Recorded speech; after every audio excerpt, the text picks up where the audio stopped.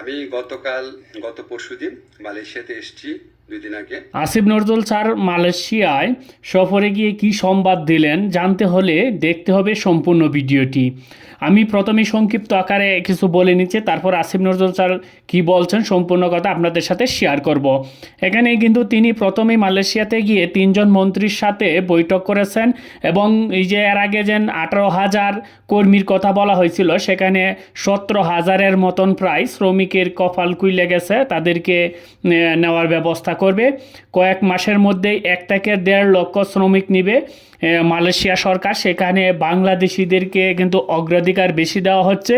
আর multiple entry যে visa, সেটা আগে বাংলাদেশিদের জন্য ছিল না, এখন বর্তমানে মাল্টিপল এন্ট্রি ভিসা এখন থেকে বাংলাদেশিরা পাইবে। আর অবৈধ যে শ্রমিক তারা বৈধ হতে পারবে, সেই বিষয় নিয়েও তিনি কথা বলছেন। এবং সিকিউরিটি গার্ড, নার্স সহ যেন বাংলাদেশ থেকে কর্মী নেয়, যেন দক্ষ কর্মী নেয়, সেই জন্য উনি সুপারিশ করেছেন। আর বড় কথা হলো ডক্টর ইউনূস স্যার তিনি ব্যক্তিগতভাবেও কিন্তু এর কাজ চলমান রেখেছেন। ইউনূস স্যার তিনি নিজে চান যেন অতি দ্রুত সমস্যাগুলো যেন সমাধান হয়। বিশেষ করে মালয়েশিয়ার সাথে সর্বপ্রথম কাজ করতেছেন যে 17,000 কর্মী, এটাকে ব্যাসের মাধ্যমে আগে পাঠানো হবে মালয়েশিয়া আগে পাঠানোর ব্যবস্থার পরেই কিন্তু এটা অতি তাড়াতাড়ি হবে এবং কাজ চলমান আছে, তাহার ব্যাস ভিত্তিতে মালয়েশিয়াতে পাঠানো হবে। তারপরেই কিন্তু অন্যান্য কলিং ভিসা সম্পূর্ণ খুলে দেওয়া হবে, এরকম একটা আশ্বাস দিছে। এবং কীরকম আশ্বাসটা দিছে আমরা একটু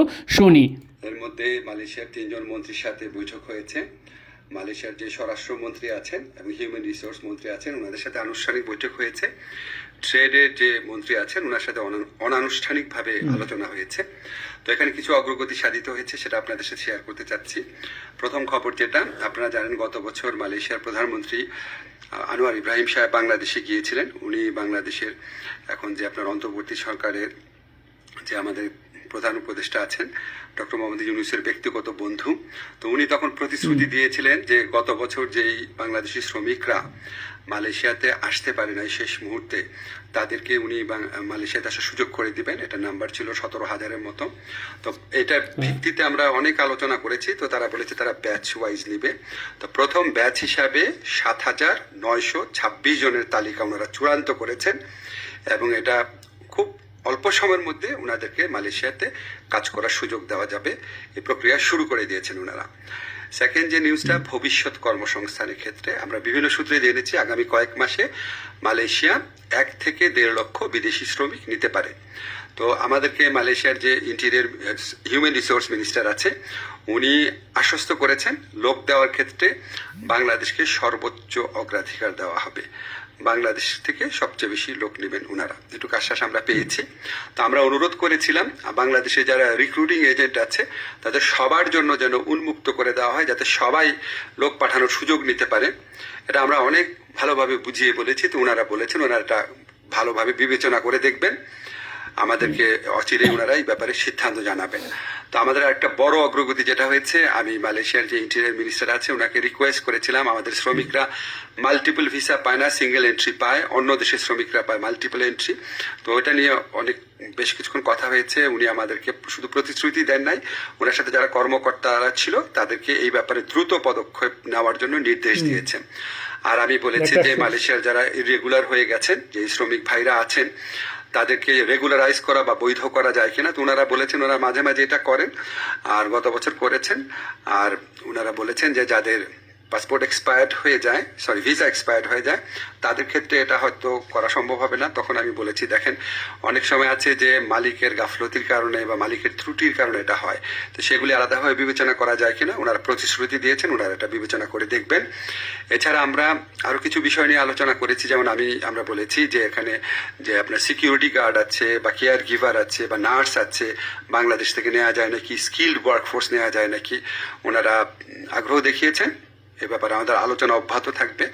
তো আমরা মোটামুটি আশাবাদী এবং আমরা মনে করি যে এই যে এতটা ফলপ্রসূ একটা আলোচনা হলো।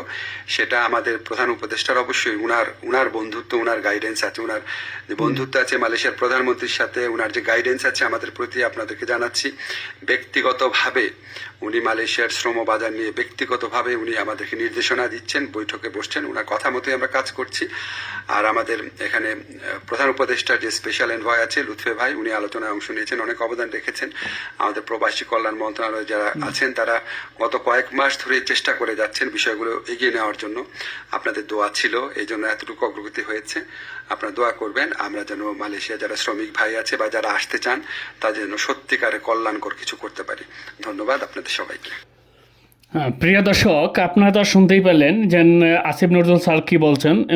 ওনার যে কথা বা ওনার ভাষ্য মতে কিন্তু আশা করা যাচ্ছে যে অতি শীঘ্রই সেটা বা কোরবানিদের পরেই কিন্তু ভিসা সবার জন্য খুলে দিতে পারে। আরেকটা বড় বিষয় হচ্ছে যে ডক্টর ইউনূস স্যারের একদম ব্যক্তিগত বন্ধু হচ্ছে মালয়েশিয়ার প্রধানমন্ত্রী। তাহলে সেখানে কিন্তু মূলত যেহেতু ব্যক্তিগত বন্ধু, সেই ক্ষেত্রে কিন্তু একটা তার অগ্রাধিকার কিন্তু আছে। সেই সুবাদে বলা যাচ্ছে যে অতি শীঘ্রই কিন্তু ভিসা খুলে দিবে। যাই হোক প্রিয় দর্শক, আজকে এবারের মতন বিদায় নেব। দেখা হবে পরবর্তী ভিডিওতে। সবাই ভালো থাকবেন, সুস্থ থাকবেন। ধন্যবাদ সবাইকে।